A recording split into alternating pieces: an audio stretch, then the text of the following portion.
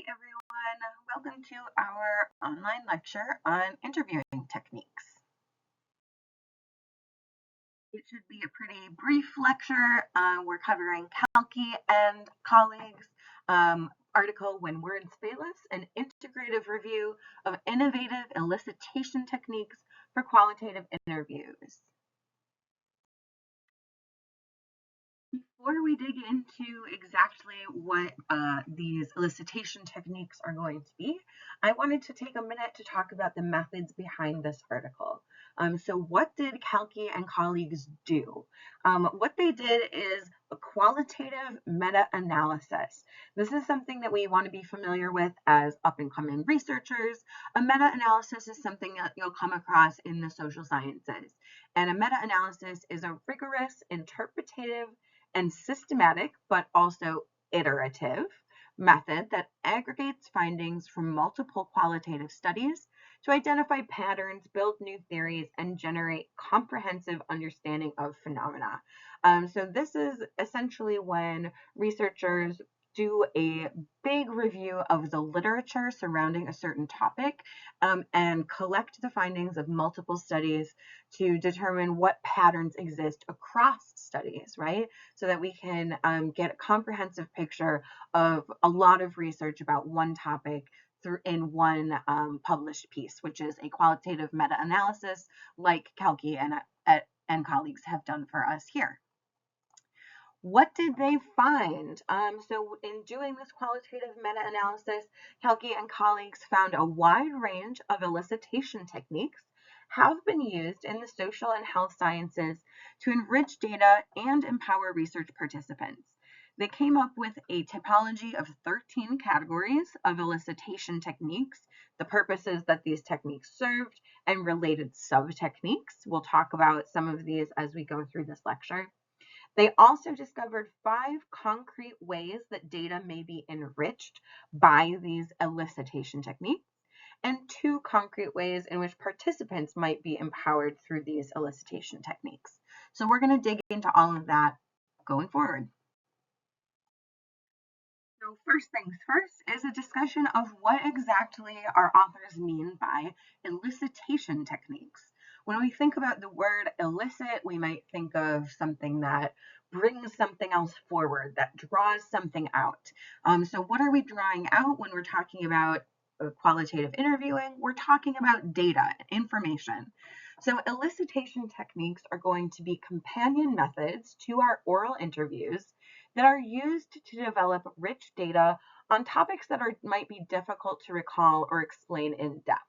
Now, when we talk about topics that are difficult to recall or explain in depth, this can really be any kind of topic, right? Elicitation techniques combined with oral interviews can help us elicit rich data about all sorts of topics, right? And when we think about certain instances being difficult to recall or explain in depth, that can really go for anything, right? When we're talking about qualitative interviews, we're talking about people sharing their own memories and experiences. And it can be difficult to sometimes put that into words on the spot.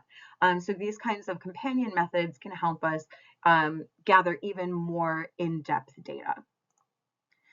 Elicitation techniques are comprised of some kind of task that accompanies a typical oral interview. So these tasks might include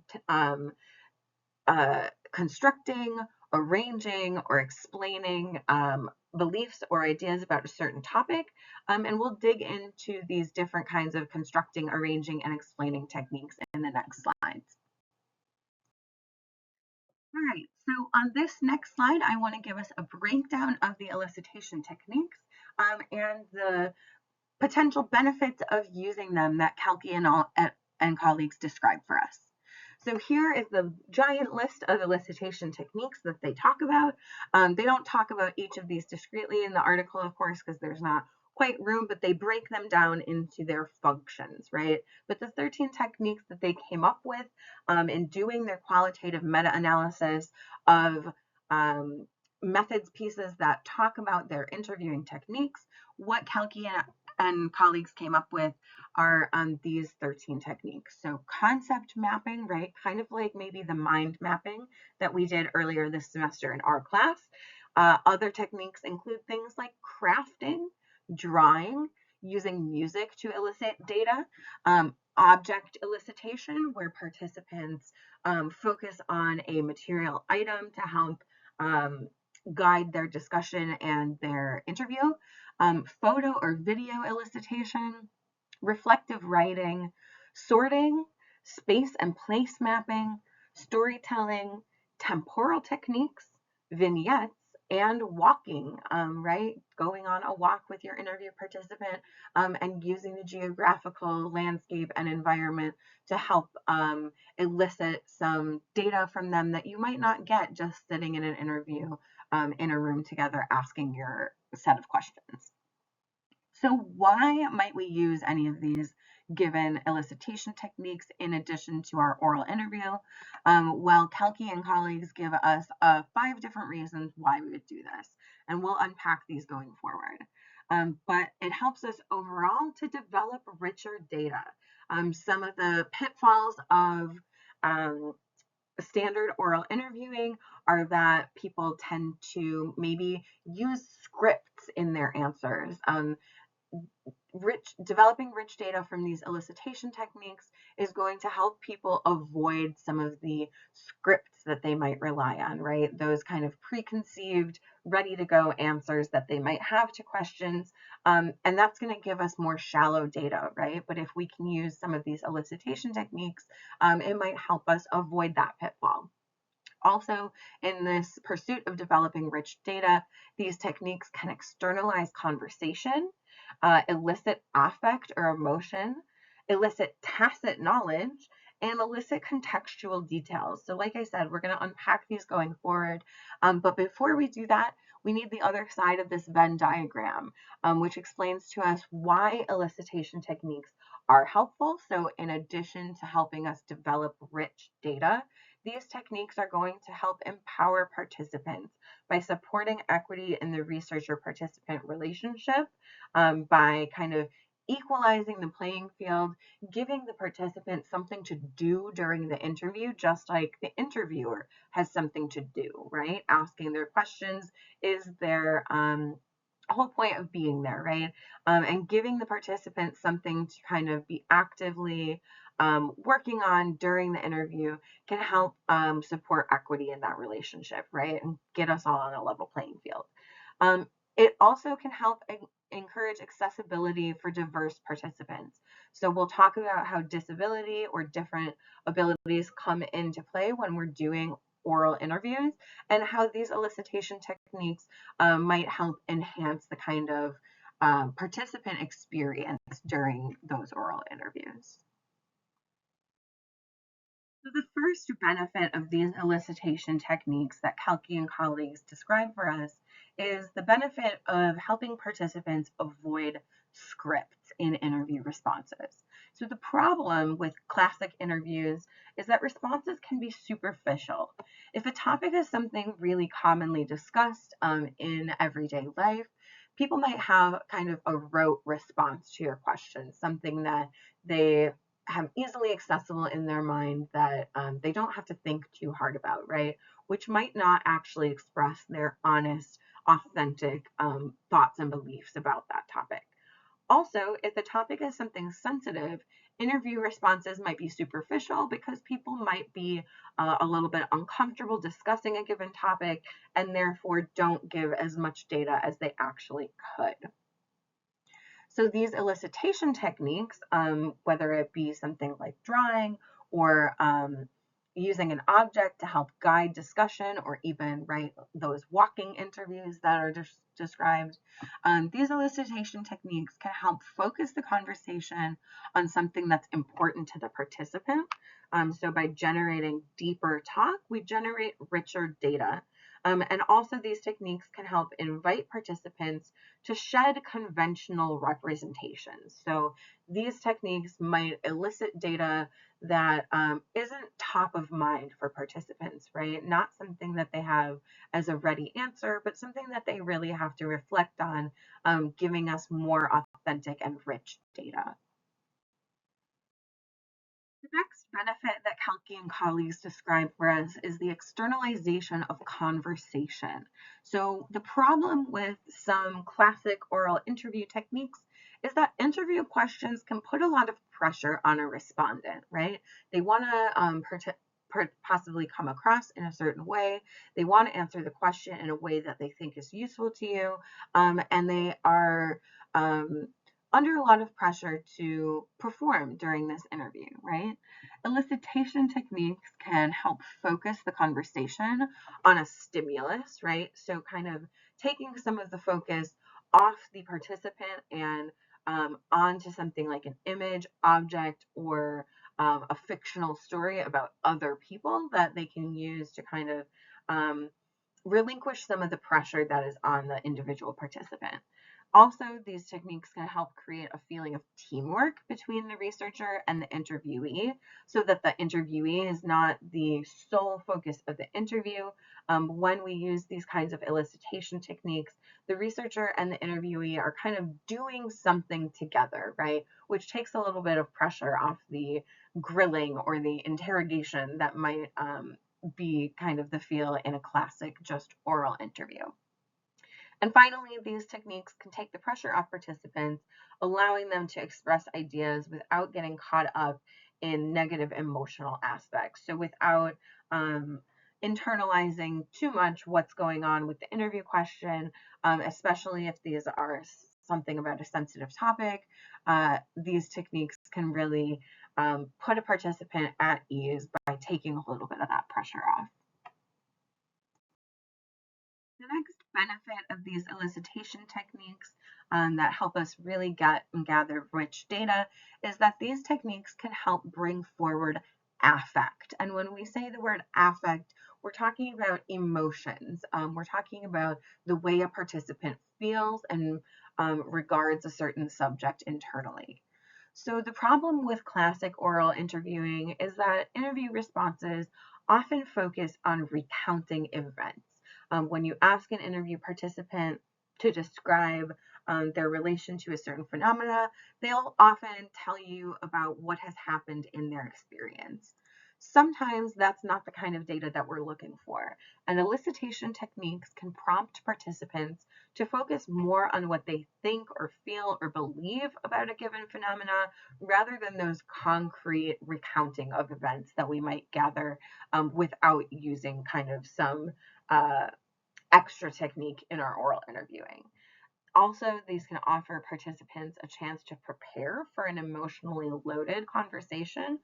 So, if we have, for instance, something like a mind map, diagramming thoughts and feelings ahead of asking our questions on our interview guide, this can give participants that chance to really think about how they feel and what they believe about potentially sensitive topics.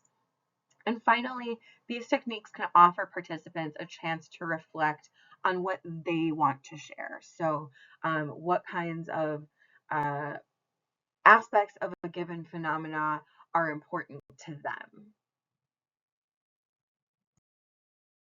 The next benefit that Kalki and colleagues discuss about these elicitation techniques is that they can help us elicit tacit knowledge. When I use the word tacit, or when the authors use the word tacit, they're talking about the opposite of explicit. So something that's under the surface, right? So the problem here with classic just oral interviews is that interview responses often rely on participants' formal knowledge, right? So we're not necessarily going to get at what's a little bit deeper under the surface, the things that they might take for granted and assume that we know about what they know. So elicitation techniques can help capture knowledge that is difficult to express orally. They can help participants focus on how and why rather than just what, right? So rather than recounting events like we talked about in the last slide, these techniques can help elicit the knowledge that's under the surface, right? The thoughts and the feelings, the how and the why. And finally, these elicitation techniques, when it comes to the elicitation of tacit knowledge, help participants express intertwining factors that shape their beliefs or decisions, right? So this tacit knowledge might express thoughts or beliefs that are more complex than what is on the surface for participants, right? So really getting at how different pieces of a phenomena are related to each other for this participant. And the last benefit that Kalki and colleagues describe for us is that these elicitation techniques can help bring forward contextual details. So the problem here is that in classic just oral interviews, interview participants might forget or simply not include details that they might not think are worthy of mentioning. There can be really rich data hidden in details that are minute or might seem subtle or mundane to participants, and we might not be able to access that data if we don't use some of these additional techniques in our interviews. These techniques can help participants better describe their relationship to a topic, and also encourage remembering in deeper, more tangible ways. So giving us some of that why and some of that how again, instead of just recounting events, right? They might be able to tell us in greater detail about their relationship to a certain phenomena or event if we use some of these additional techniques to accompany our oral interview. The last finding that Kalki and colleagues described for us that came from their qualitative meta-analysis of many, many studies that used interviews and elicitation techniques is that these kind of techniques can help empower participants, providing greater equity and accessibility. So the problem potentially with traditional interviews is that they maintain a researcher-participant hierarchy, right? The researcher is guiding the interview with their interview guide, asking the questions, and the interviewee is expected to simply respond to what the interviewer thinks is important. Also, traditional interviewers don't always serve the most vulnerable. So elicitation techniques can help empower participants by allowing them perhaps to prepare for answering certain questions and also to focus on what they want to share rather than just on what the interviewer deems as important. So for instance, if people are allowed to or expected asked to complete a task that includes drawing or writing out a summary of their relationship to a given phenomena ahead of the interview, that gives them some time to think about what is really meaningful to them and what they're comfortable sharing. So this is going to allow interviewees some control over the tone and the topic of the interview because they're going to explain what they did or what they created in their task-based elicitation method. And in doing so, they're able to guide the interview a little bit more than they would in a traditional back and forth oral interview. Elicitation techniques can also facilitate a feeling of trust between the researcher and the participant, because in asking the participant to complete these tasks and believing that they are the expert of their own experience in explaining the data that they produce in doing these tasks, this can help the participant feel like they're really part of the interview, right? Facilitating a level of trust and rapport that might not be generated just from traditional oral interviewing. And the final way that elicitation techniques can empower participants is by generating rich data from folks with sensory processing issues. So we have to think about people's attention span, their ability to sit and answer questions for perhaps a long period of time in an oral interview. And using elicitation techniques can help break up the monotony of just a back and forth conversation. So this might be helpful for people who aren't able to or find it difficult to sit and just have a conversation, probably with a stranger, right? The interviewer for a long period of time. So generating data from folks with disabilities might be more easily done if we're using these kinds of elicitation techniques. So that is actually all we have from Kalki and colleagues on elicitation techniques. If we were to be in the classroom today, we would spend about a half hour or maybe even 40 minutes doing our interview exercise, which I described to y'all last week, where you guys are going to get some time to practice what it takes to actually sit down and do an interview from both the perspective of the interviewer and the perspective of the participant. So instead of doing the interview exercise on Tuesday, the 24th, it will occur on Thursday, the 26th. So please make sure that you're in class that day so that you can get credit and practice your interviewing techniques. Next steps are simply to do the reading for Thursday. We're going to be diving into digital histories. So our next technique after interviewing is historical methods. So we'll see you all on Thursday.